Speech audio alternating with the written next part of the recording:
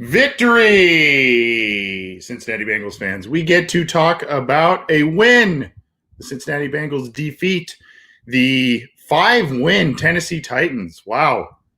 5-win Tennessee Titans at home, and the Bengals improved to 2-5-1 on the season thanks to a 31-20, a pretty resounding victory, a pretty decisive victory for the Cincinnati Bengals in this one. And this game, quite honestly, was a joy to watch, not only because it was a win, not only because the Bengals scored a decent amount of points and the win margin was there, but they just played sound football across the board. Sound football across the board. And really, I know if you watch the pregame show by Narragansett Beer, I know that I caught a little flack because I was not going to pick the Bengals this week, and I didn't.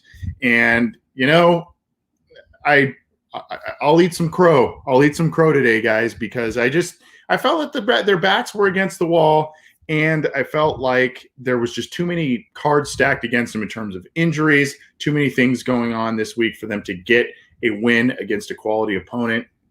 And we're going to talk more about that in just a second. I'm Anthony Cosenza with CincyJungle.com and the Orange and Black Insider Bengals podcast. Thanks for joining us via Facebook if you're joining us live.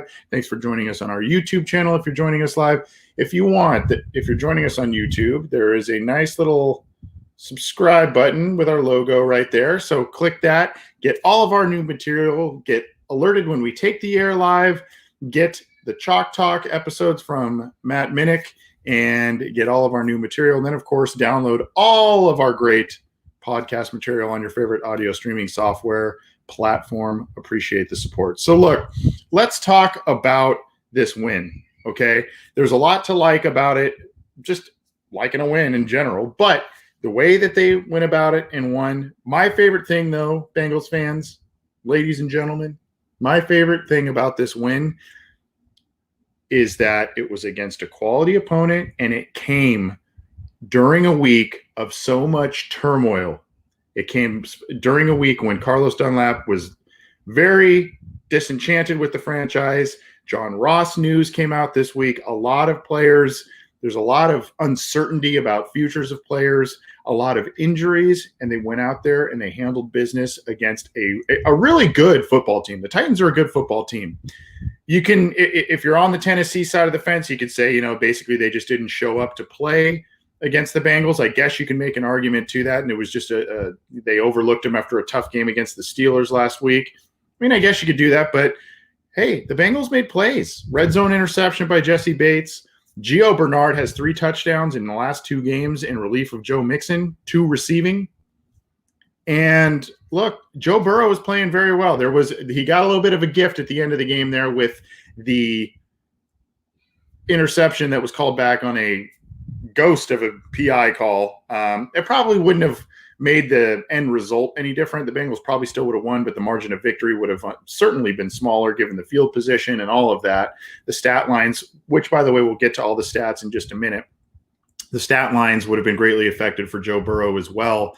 But look, that's the thing that impressed me the most this week is the fact that the Bengals had the ability to tune out all of the extra noise, all of the noise, the John Ross noise, the Carlos Dunlap noise, all of that.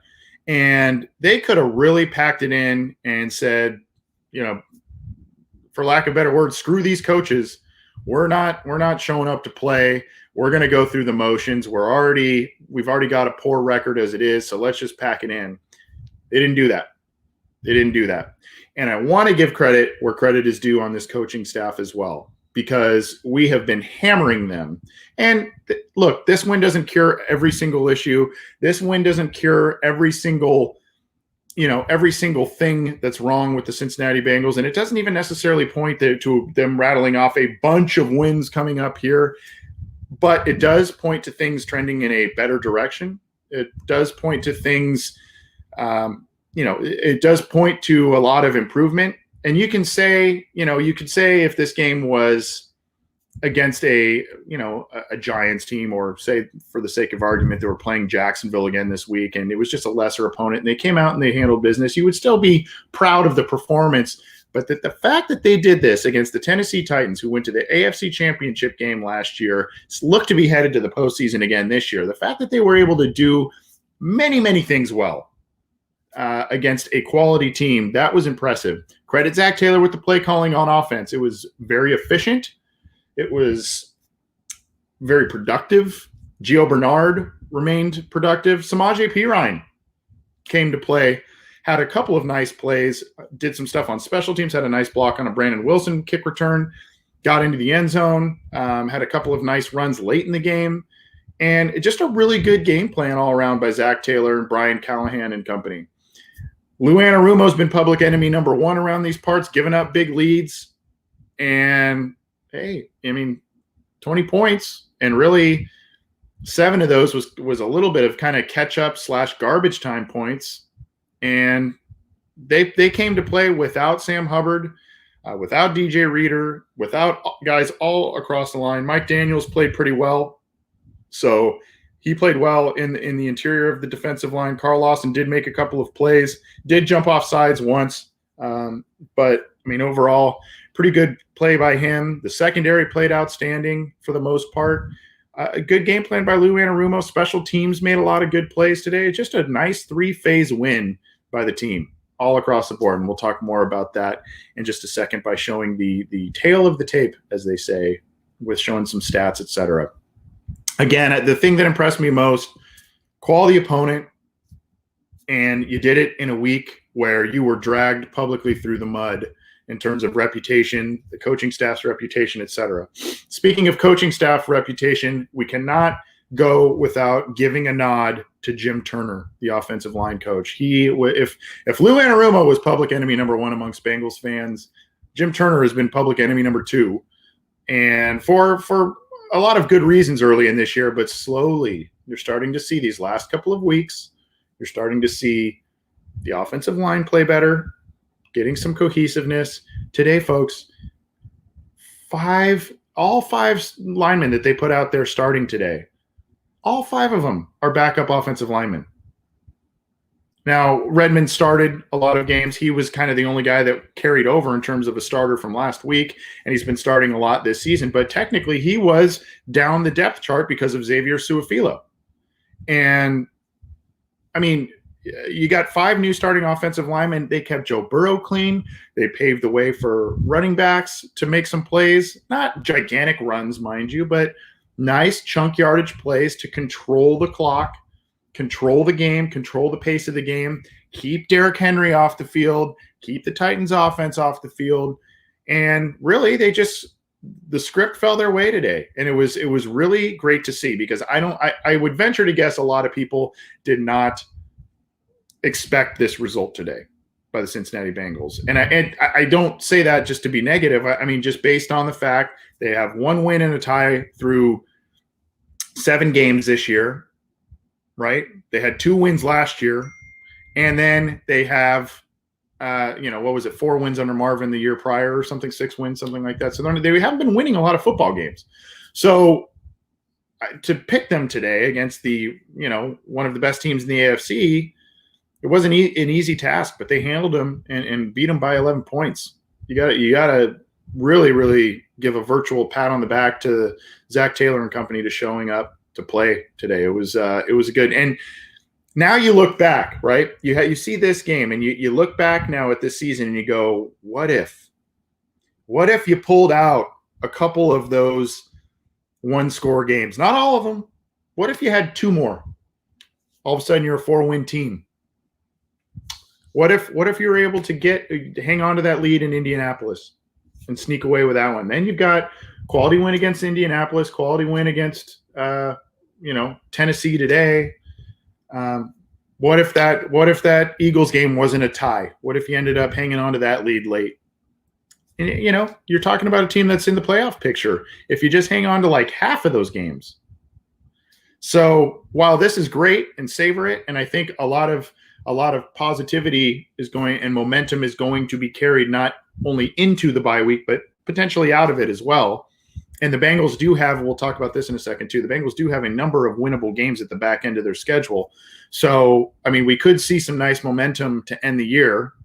But, you look back and you just kind of, you get a little frustrated at the missed opportunities this year and the opportunity to potentially be immediately competitive with a rookie quarterback, et cetera.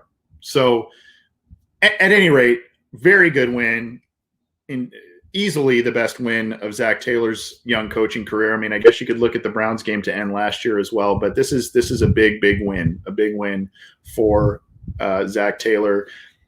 Great job by Jim Turner putting that thing together on the offensive line today.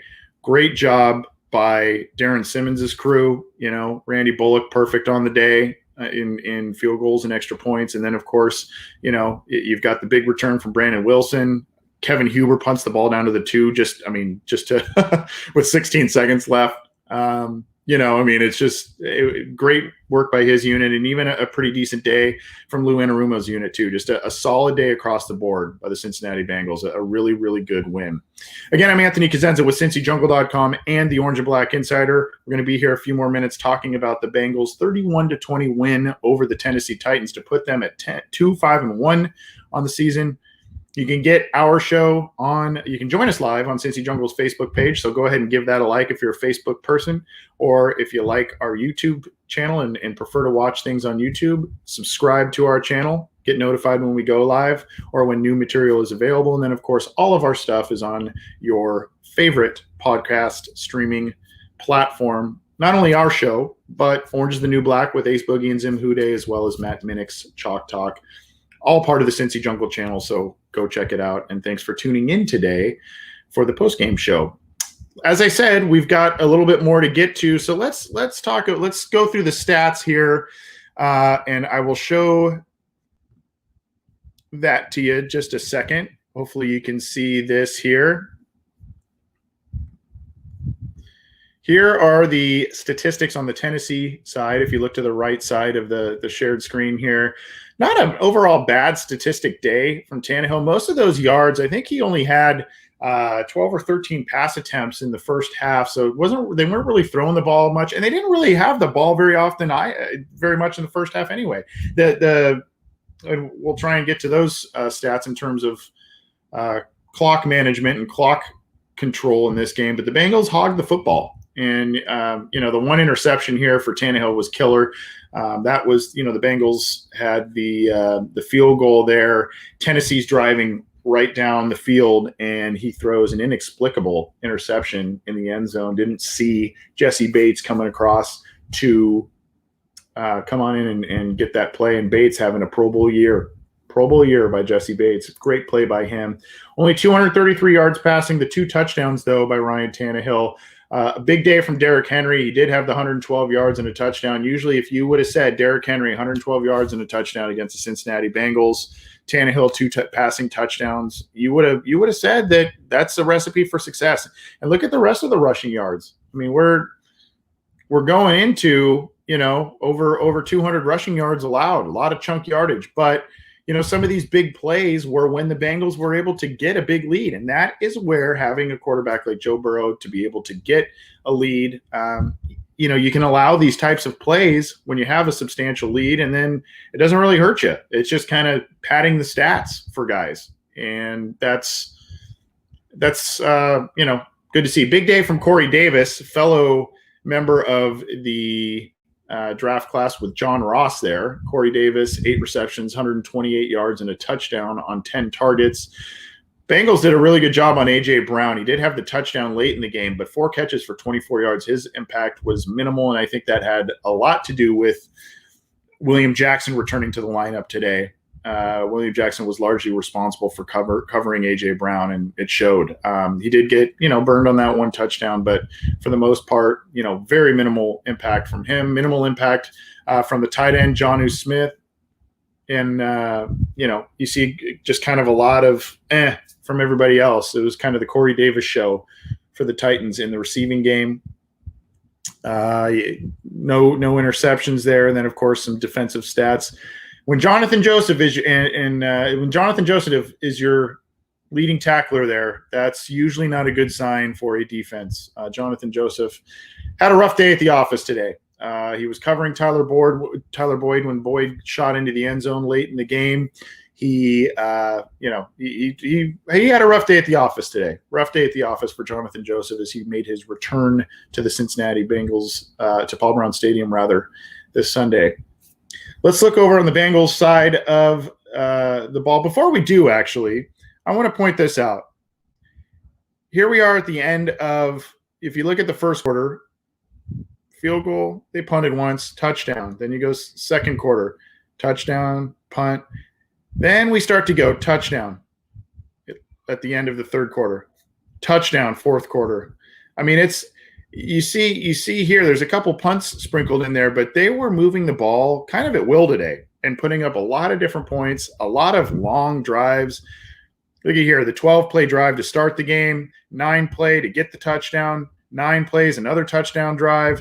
Even a punt here was a 6-play drive, 12 plays to get the touchdown here, 7 plays, touchdown, and then, of course, 11 plays, and then they punt there at the end. But long, sustaining drives because the Bengals were actually able to run the ball effectively. They were using kind of shorter, intermediate, controlled passing like they've done quite often with Joe Burrow. And it worked very well for them today. Let's look at Burrow, 249 yards, 2 touchdowns. He could have had that 1 interception, but the Bengals got a call in their favor there. Got to love that. 26 of 37. Really efficient day from Joe Burrow. Really efficient day. Gio Bernard with over 4 yards per carry, 62 yards on 15 carries, and then the touchdown. Samaje Perine, only 3.2 yards per carry, but real tough yards. A lot of just kind of short yardage situations, and he came up big on a lot of them, including a touchdown run for him. This is a guy who hadn't really carried the ball since, I think it was week 7 of last year, before he had that infamous fullback dive a couple of weeks ago against Indianapolis. And then you've got, he's got 10 carries and a touchdown today. So they like what they have in P. Ryan, and Travion Williams is still, kind of withering away on the bench there. They like those 2 guys in relief of Joe Mixon. Tyler Boyd did have a couple of end arounds for 9 yards. Burrow, this is 3. You see 3 carries, 9 yards. He had a 6-yard run today, and if you didn't watch it, you hear 6-yard run and you go, okay, big deal. He avoided 3 would-be sackers to make a play and get 6 yards. The Bengals ended up punting, but it was a play that you just said, wow. And that happened a couple of times today where Burrow escaped initial pressure, kept his eyes upfield, and threw darts. And I was watching the game with a couple of other people today, one of which is a 49ers fan who's checking out his game right now. He's a buddy of mine. And he's watched a lot of Bengals football with me as well. I just said that, quite frankly, there was one play where Burrow avoided pressure. He took a step up like he was going to run. Then he took a step back and threw a ball. I think it was to Tyler Boyd for a big completion or a decent completion. And I just said, that's not a play Andy Dalton makes. Andy Dalton would have tucked and run and maybe got the 3 yards, and then maybe the drive stalls out. That's just not a play that Andy Dalton would have. And it's not a slight on Andy Dalton. Andy Dalton did a lot of great things for this franchise, but Joe Burrow is just doing things that it's just huge for this offense and this team. And you can't, it doesn't necessarily reflect that when you see 3 carries for 9 yards. You see still a really good and efficient day statistically passing. There's just more there. If you watch the game, there's more than meets the eye for Joe Burrow's stats there. So really good day from him. A really fun day from T. Higgins. He slowed up a little bit in terms of production later in the game, but he had 2 carries for 6 yards. He was the team's leading receiver for 6 catches, 78 yards on 9 targets. There's still a couple there, but just great contested catches. There was one early in the game where it looked like Burrow was almost throwing the ball away, and he was able to kind of float one to Higgins in between 2 defenders. Higgins got the feet down and just kind of collapsed out of bounds and had a good play. And it was just a drive extending play, a really, really good play. And those 2 guys really have a nice rapport going. Tyler Boyd, another just clutch day, 6 catches, 67 yards, and a touchdown on 7 targets. Really efficient. Auden Tate, give that guy a high five. 7 catches, 65 yards. He actually had the most catches on the team, but slightly under in terms of yards. Caught everything thrown his way. 7 catches on 7 targets, and many of those were the Auden Tate big leaps, the Auden Tate wrestle away from a defender, out-muscle a defender, and move the chains. And at least twice of those on those 7 catches. He was short of the sticks, was being tackled, and ended up extending the ball past the first down marker to extend the drive. Huge day from Auden Tate. Huge day. I would argue his best game of 2020 to date. So really, really big day from Auden Tate, and a lot of highlight reel plays there. Nothing for all of the, the accolades AJ Green has received over the past couple of weeks, because he had the last couple of weeks, I think it was about 180 receiving yards combined between the Colts and the Browns. He only had 2 catches for 19 yards today. No impact really from number 18. Gio, 3 catches, 16 yards. He did have the touchdown late in the game there. Just a valuable weapon. And if you saw, there were still a couple of occasions, Gio Bernard, starting running back because Mixon's out, he's catching the ball, he's making good runs, and he's sticking his head in there and picking up blitzers effectively. Just a triple threat guy, and a guy that every once in a while, when he gets a bigger role, you go, why?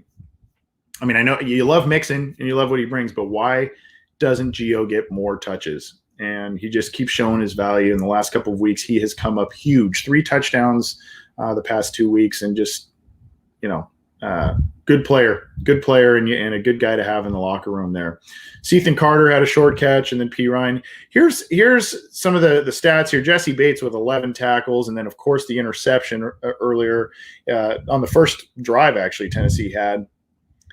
Von Bell had a couple of opportunities for interceptions, didn't take advantage there, and you kind of see a lot of just kind of a lot of pedestrian statistical days. This was a nice, and Logan Wilson had some limited snaps, but had a sack and 2 tackles. He's starting to play some good ball in limited snaps. You got to like what you've seen from him. The Bengals have invested 3rd-round picks, for a really long time on linebacker, and they did so again this year, and this seems to be a guy that is finally panning out. Pratt has flashed a little bit, their 3rd-round pick from last year. You can go back to PJ Dawson and all kinds of guys that did not pan out. Nick Vigil and Logan Wilson seems to be a guy that's doing some things right away for them, and that's good to see. Khalid Kareem just had the 1 tackle. Carl Lawson, again, a couple pressures here and there. He did have a penalty. So take that for what you will. Good day from Randy Bullock, 4 extra points and a field goal. Hit every kick. Kevin Huber, really good day from him. 3 punts, 2 of them inside the 20, including 1 at the end of the game that went out at the 2-yard line. You got to like that. Huge 49-yard return by Brandon Wilson to continue to keep the game out of reach. The Bengals could have crawled into a shell there, but a huge, huge return from him.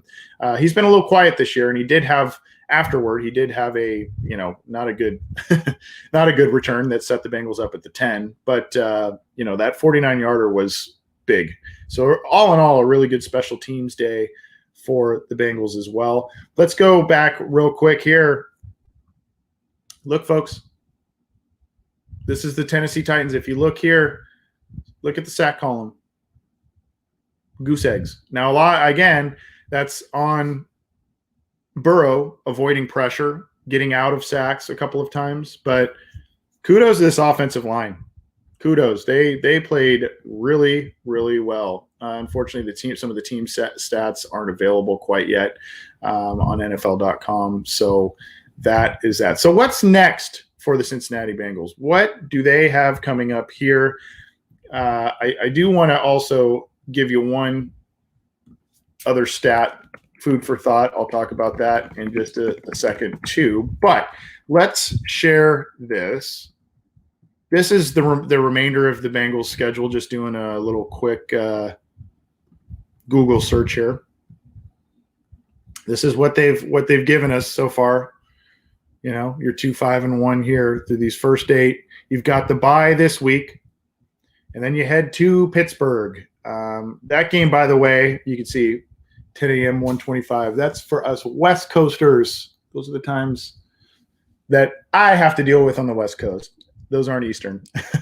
But that game got flexed to 4:25 Eastern, the Bengals-Steelers game. That was a 10 a.m. game, so they moved that to the afternoon. I think that was the only game that was moved that week. So in case you thought that one was still at 10 a.m. a couple of weeks from today, that is actually at 4:25 p.m. on the 15th. Then here you go. That's going to be a tough one. Steelers are still undefeated. They're 7-0 right now. They just beat the Ravens today. Here you go, though. Washington, Giants, Dolphins are playing better. That game is getting a little more interesting. They beat the Rams today, so they're like 4-3 right now, I think. So that game is getting a little interesting, and now you've got Tua in there. So, I mean, in general, that's going to be fun to watch Burrow versus Tua. But that game is not as easy as it once looked. But Washington, you got the Giants, you have Dolphins, the Cowboys are reeling. That also is going to be a really interesting game because Andy Dalton comes back to Cincinnati, and by all indications, he's going to be starting that game. So that'll be interesting to see. Then you've got the Steelers again. You've got a Texans team that is just struggling, and then you've got the Ravens again. So conceivably, there's 4 or 5 games in there, maybe towards the back. The back 8, 4 or 5 games you can win, get yourself to 5 or 6 wins maybe this season. But then again, there could be more of these in there that are unexpected. The big win against the Titans, a team that they were not expected to beat today.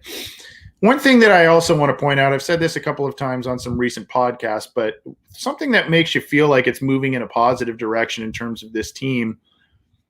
The Bengals so far this year, with the exception of 2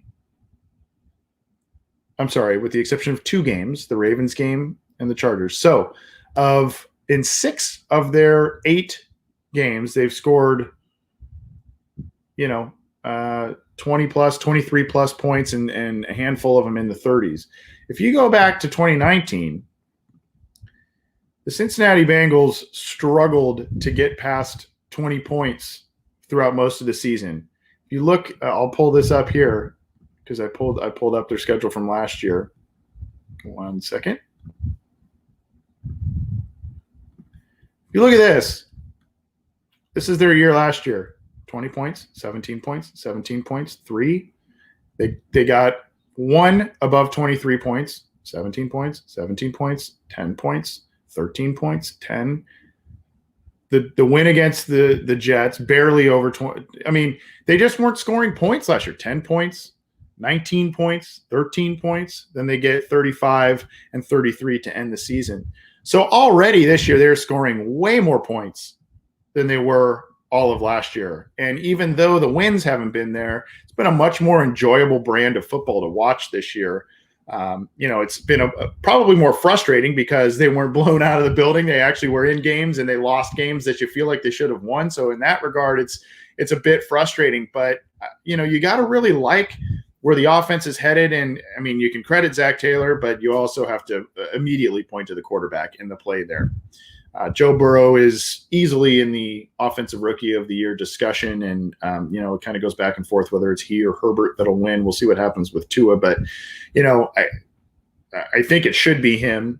I mean, he's playing incredibly well. And the offensive line he has had to play behind has not been the best. But, again, credit him today because those guys, those crew of backups, played great today. And in the pregame show, we were kind of going, well, where do we set the bar here, right? I mean, where do we set the bar for these backup offensive linemen that are coming in here? You almost there are some people joking in the pregame show in our comments that were saying, just sit Burrow today and play Ryan Finley. Don't let Burrow get hurt. Well, the exact opposite happened. Burrow played immensely well. So did the offensive line. No coincidence that there. And then the Bengals get a big win against Tennessee. So a lot to digest here in terms of stats and all of that, but those were a couple of things I wanted to point out in our postgame show in terms of progress, visible progress, and all of that. I know that in other postgame shows I've been upset and emotional and all of that. That's the fanboy in me a little bit, but feeling good today. Again, you get a win against a quality opponent, and you do so in a week that was just filled with all kinds of drama and headlines and bad news for this team, whether it's injuries or locker room issues or disgruntled players, whatever. And there was a lot of attention on Zach Taylor in this game. And I think that he really, really, for a lot of reasons, not just to get the team feeling good about itself, moving them in the right direction going into a bye week. I think he needed this win, and not really even for job security, because we know that the Bengals ownership is very, they're generous with the leash length that they give their coaches at times, and some of their players too. And so I don't think it was a thing of job security, but I think just to kind of get maybe some fans off of his back, to kind of maybe they even point to the fact of moving Carlos Dunlap and getting that out of the locker room, even though it was beneficial for all parties. That was probably a two-sided thing, whether it's Carlos and the team or everything. Maybe they start to point to that and say that distraction's gone. Now we can focus more on football, focus more on our game planning, focus more on getting other guys some snaps, some top playing time, and it results in a big win. I don't know, but I think that Zach Taylor and his coaching staff really needed this win for a lot of reasons, mainly in terms of reputation and mainly in terms of a fan base potentially turning on him. If this thing got ugly today, and if the Bengals lost this one big, I think a lot of people would have been pretty upset with Taylor and Anarumo and the entire group. But at least for this week, they kind of said, "Told you so, guys. We kind of know what we're doing." And kudos to them. Kudos to them. That was a big win. Big win. And, as satisfying and as happy as I think we all are with that win, unfortunately, it does kind of get that idea in the back of your mind saying, man, if only they could have hung on to maybe 2 or 3 of those other games that they were in this year. A couple of them. You're right in the playoff picture. Right in the playoff picture. But not the case. Who knows? There, like I said, there are a lot of other winnable games at the end of this schedule for the Bengals, and they could ride some momentum into next year. Even though the playoffs seem to be gone for the Bengals in 2020, if you get, I don't know, the five wins and a tie makes you feel pretty good, but I mean, I guess it's quite a bit better than the year prior. But I think if you get anywhere from 6-7 wins to finish the year, I think you're feeling pretty good about the direction of the team at that point. Even if you're beating teams at the end of the year that aren't that great, you can point to this win. You can point to the progress of Joe Burrow. And, you get a couple of extra pieces on the offensive line, defensive line. And, you kind of really open the window, hopefully, for a championship in 21 or 22. So good game today. Good, solid game by the Cincinnati Bengals today. Not a lot of mistakes, no turnovers. Just a really solid game from all 3 phases. And I talked about this in another show, or I think maybe on the Good, Bad, and Ugly on Cincy Jungle, the article I put up there. There was a phrase that Louis Riddick used on a Monday Night Football game recently called, quote unquote, complementary football. And essentially the theme of that is the respective units of a football team building upon good plays made by a different unit of the football team. So, for example, if the defense forces a turnover, gets an interception, forces a fumble, whatever, gets the ball for the offense takes that turnover opportunity and gets points out of it, namely a touchdown. Today, Brandon Wilson, big kickoff return. You don't squander that opportunity. The Bengals get a big touchdown late in the game with that. And so that's complementary football in my book, where a unit makes a play, a positive play, a big play, and another unit right away steps up, carries the baton, and continues the momentum. That is what's been missing in the Zach Taylor era, and really in parts of the Marvin Lewis era too. That's the key part of what's been missing. One unit playing very well, one unit not. 2 units playing well, one playing absolutely awful. And today it was all 3. All 3 played solid across the board, and you see the result. So you gotta be happy about that, and hopefully the Bengals have learned from this game. They can get healthy, absorb what they've learned from this game, and take an extra week, the bye week, and move forward from there, and hopefully ride some late season momentum to make this a respectable season. And I think they can do that. I really do think they can do that based on what I saw today. It was impressive. It was impressive. Thanks, everybody, for tuning in. Again, I'm Anthony Cosenza with CincyJungle.com and the Orange and Black Insider. Appreciate all of your support of this program.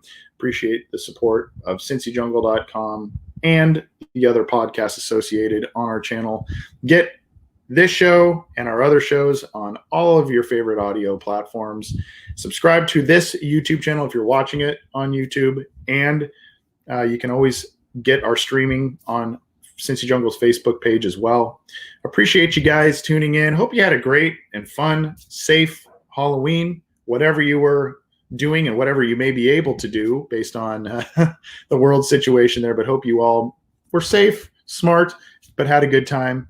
And we'll still be bringing you all kinds of coverage even through the bye week, including podcasts. We do have an interview coming up, by the way, with Mike Daniels. And it'll be a really nice feature we're going to put together of Bengals defensive tackle Mike Daniels. So I will be conducting that interview. I believe John Sheeran, my usual co-host, will be with me on that too. But we're going to get to know him. We're going to talk a little Bengals football, and we're going to get to know him as well. A little personal side and some other facets of his life. So it should be a really entertaining interview. We spoke to him a couple of months ago, and now we get the opportunity to sit down with him again. So we're going to do that, and we'll be getting that interview out to you pretty soon. So hopefully you enjoy that. I know we will. So thanks everybody for tuning in. Enjoy the rest of your Sunday. Go watch some football there. Spend some time with friends and family if you'd like. Be safe, and we'll see you.